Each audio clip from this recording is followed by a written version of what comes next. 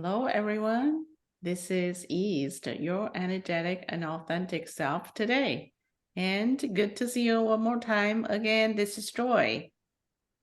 This is Sheila. And this is a hope. Hey, so good to see both of you. You look awesome. Now, I know it's a spring and summertime. You can tell from all the beautiful dresses. So, how is everybody doing, Sheila and Hope? Well, I'm doing well. Really, no complaints. Glad that we're rolling into warm weather so that I can, show off my arms a little bit. Yes, beautiful. Yes, thank you. So, no complaints. I'm just truly grateful for being close to coming off the Memorial Day weekend. Mm-hmm. Still nice weather, and it's supposed to be nice for quite some time. Awesome to hear. What How about about you? you, Hope? Me, I have a lot to unpack. Wow. So, I love sports. Mm-hmm. I love ski.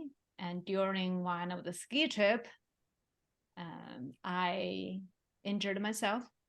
So 3 weeks ago, I had to do a ACL reconstruction surgery. Oh, no. It was painful. I remember the first thing I woke up from anesthesia. I said, it's so painful. The nurse said, well, I already gave you a lot of doses. Do you want to try the nerve block? I said, no, give me a second. Let me think about it. So I started to do meditation. I started to do deep breath. It helped. So I didn't use nerve blocks. Hmm.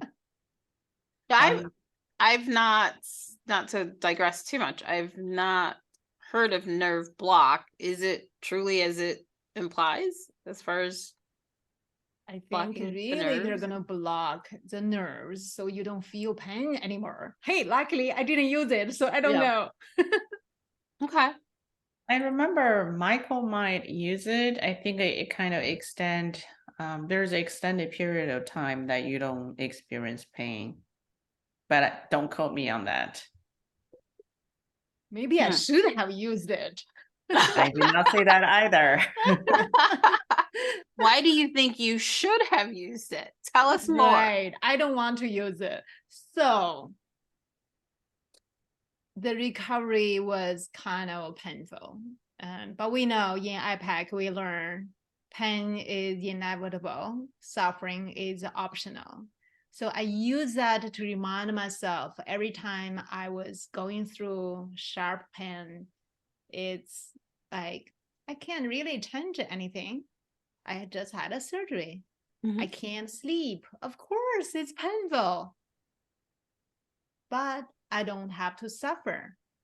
I don't have to ask, why is it so much pain?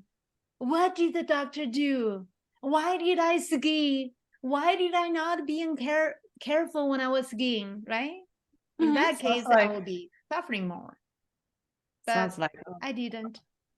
Sounds like a lot of level 1 energy that you successfully avoided. Oh, I did. I tried. But here's the thing. I was very ambitious. I thought, hey, I'm going to take some time off. I have good benefit. I can stay home for a few days to recover from the surgery. I'm going to read a book. I'm going to do this. I'm going to do that. The second day, I don't want to do anything. I couldn't even sleep. Of course, you wanted to do a lot of things because you wanted to be productive. You never wanted to waste time. That's so true. To me, it's like I have a limited time. I want to leverage my time. I want to be doing things. And so that's something that I need to remind myself. Sometimes, especially after surgery, I need to recover. I deserve it. So Joy and Michael visited me saying, hey, when I was recovering, I was just watching drama. Oh, well, I couldn't sleep during the night. You mean I don't have to try to get into sleep? I could just watch drama. So I watched American Idol. I watched Who Got Talent. I watched some other shows. I said, okay, I don't have to sleep during the night. And I can sleep during the day because I'm recovering. I can do whatever. Wow. Good for you. I gave So myself permission. I mean, Joy gave me permission. We literally said that. We give you permission. You can watch Netflix, whatever, make you feel better. Yeah. So what if she hadn't given you permission? Oh, I say that I was struggling a little bit, not because I was feeling pain, right? It's more about, hey, I had a plan. I want to be productive. I want to read books, but now I can't do. It's like my mindset is fixed on during the night is sleep time. During the day is productive time, right? So Mhm. I didn't think about this is a special time, and I can just do whatever that make me happy, make me comfortable. So I think I really needed that permission, and it kind of changed my viewpoint of, oh, I can choose to do whatever make me feel comfortable and go through this period of special time, and which really helped. And I would at 2 o'clock, I was waking up because of the pain. I'm like, okay, let me watch some YouTube videos. Looks like It it become helped. really fun. Mhm. Yeah. I would give credit to Michael because I did not have experience. So Michael's words, carry a lot of ways that he went through the whole surgery last year. And that's how he went through the tough time. Like make time goes by quicker. Mhm. Yeah.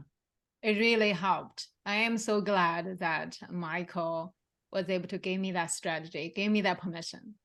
Mhm. Yeah. How are you feeling now?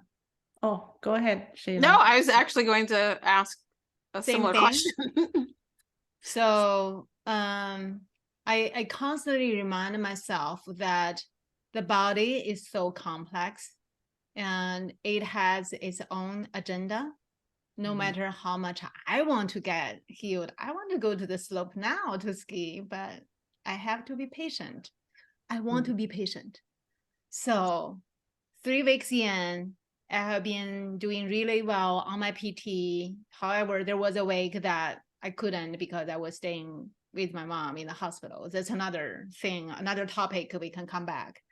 But I was doing whatever I can, whether going to a PT appointment or doing the PT myself, doing icing. I was just doing, to me, it's quote, quote, all the right thing, right? Whatever the doctor or the PT told me that I need to do to make my legs stronger, I was doing that. So now I still cannot sleep through the night. I still woke up from some mild pain, but comparing to the first night is, yeah, what do you call that, Sheila? Normally we say is the comparison between the ground and the sky. What do you use? Oh, night and day. Yep. Mhm. That's how you use it. Yeah, Yep. Mhm. the term. Yeah. So I am on the right track to recover.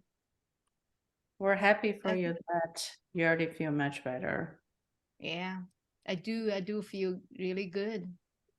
So when you But say on the right track to recovery, knowing you, yes, for wanting to be active, perhaps there's a little bit of competitiveness. Where are you on that track? Are they saying the recovery is faster? You're right where you belong? What does it look like for you? you're saying I'm just a little bit of competitive. Just yeah, just Okay, just a little bit. fun. I can deal with that. You can So dispute that. yeah, so the PT, he's really happy where I am. I think he was pleasantly surprised that I was pretty strong, Mm. my leg. So I would just take that as a hint of I am pretty above the average in terms of recovery. And I do my PT in the morning and the evening, just do whatever I can to strengthen. Even right now, you can't see, but I have a yoga ball under my leg. And I'm elevating my leg so that it doesn't go swell too much. Still have some swelling, but again, like I said, I'm really enjoying this process. I'm enjoying the process of really just kind of know our body, knowing they have their own time to heal. But I also not only think about myself, also think about people. What if they have this permanently? I have a hope because I know this is temporary. But we know people who might have such disability for their whole life and how their life look like. There was one day that I forgot, like, sometimes you just kind of forgot you're injured. You're like, ouch, no, I shouldn't have done that. But again, I certainly feel their buildings, they don't have those handicap button to push. And there's some doors that are really heavy. And all those are really obstacles for people who are not strong, those are the things that I think about that as a society, what we can do better. So looks like with the experience, you have more empathy with people who are having some, chronic situations or with disability. Because in Euro days, we probably wouldn't notice. If we go places, we come and go, we get our things done, then leave. But now with the situation you're going through, you pay attention with your experience and you actually have empathy, another level of empathy. So much. I think, when we are healthy and we can do whatever, right? We talk about productivity, we talk about work, we talk about running. Sheila, you run all the time. But when you're not having that ability and when you're not able to sleep through the night, you don't have the energy to go on for the day. And what can they do? Yeah. And who is helping them? And how can we say, hey, you can try this, this, this? It doesn't work that way. It's not that easy. So Valid point. you're saying knowing what's happening in their life is really important because you won't be able to tell if you don't ask. Yeah. If you didn't ask me, you wouldn't know I'm recovering from a surgery. Yep, nobody can tell. For sure. But one thing you said that really made me think, right? It's really, it sounds really, really impressive to me that you're able to say, after all this, you were able to say, pain is inevitable, but suffering is optional. Would you like to share more on that? Yes. So I think before our coaching, I always feel like the pain and suffering are just connected, right? It's like siblings, twins, they can't be separated. And there's no way when you feel pain, you're not suffering. But through this process, because I have gone through the coaching school and we have been practicing all this, and it's real. And I was having so much pain. I had to take pain medicine to control it every few hours. I couldn't sleep and I couldn't really do much. But I wasn't suffering. I was just experiencing it. Even when it was being like painful, I was like, okay, and that's my ligament is being painful, but I wasn't really suffering of why did this happen to me and all that. I didn't ask all those questions. It just take it as it happened. It is the way it is. Sounds like physical pain is inevitable because of surgery and the injury. That's what your body is reacting to that. So physical pain is still there, but the Yes. mindset and psychology side of it, or mental suffering, doesn't have to be go along with it. Yes. Hmm, that's impressive. Thank you for sharing. Thank you for allowing me to share. Like I said, I didn't know that could be true, but it is true. So if you were to recap, going through this process, your kind of lessons learned for our listeners, our viewers, what advice do you have for them? Play safe. Don't get injured. Number one, got it. Number one, safety. Number one, play safe. I was half joking. Okay, when you play sports, it's accident. Why? That's why it's called accident. Mhm. And to say that no matter what you're going through, you have a choice. We talk about all different 7 levels, ways of showing up. You can choose what level you want to show up. For me, I feel that I use the level 6, level 7. It is the way it is, and I'm going to experience as how it shows up on my Mhm. body. And I also use this experience to think about the other people, how they are experiencing life, right? So now, like Joy mentioned, I have more empathy to those people who may be suffering or maybe having pain. And to utilize this experience to really, to me, it's almost like to train your mind. Mhm. It's not like I just born with it's just pain. It's okay. It's life. It's I have to remind myself constantly that yes, there's a physical pain, but I don't have to suffer. What can I do? I can watch a movie in the night. I don't remember what was the last time I have done that. Anything else? What else would you like to add?